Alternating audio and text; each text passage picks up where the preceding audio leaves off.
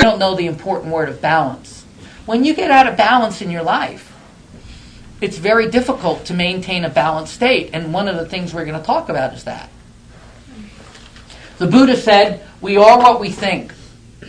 All that we are arises with our thoughts. We make our world. We could cut that out and paste it almost anywhere in A Course in Miracles, don't you think? Right. This is a big part of the way that we look at things. And this is why what we're going to do is we're going to have you face, embrace, and replace those parts of your thinking that no longer serve you.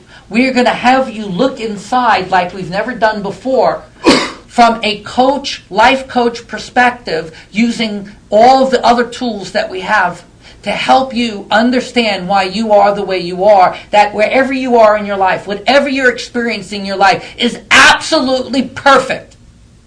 It's perfect because that's how you constructed it.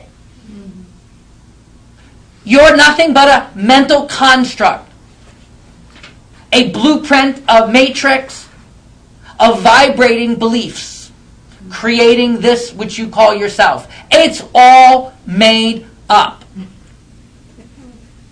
Your name was made up. And if you have never read the first 18 pages of the book, The Four Agreements, read it. I think it's superb, right on target, that basically this is our dream. Our mental construct is our dream. Our thoughts, our values. Every difficulty you're having in your life is because you created it. You made the decisions to put yourself in the situation you're in. Now, you may not have thought much about the consequences. You say, well, I didn't intend for it to come out that way.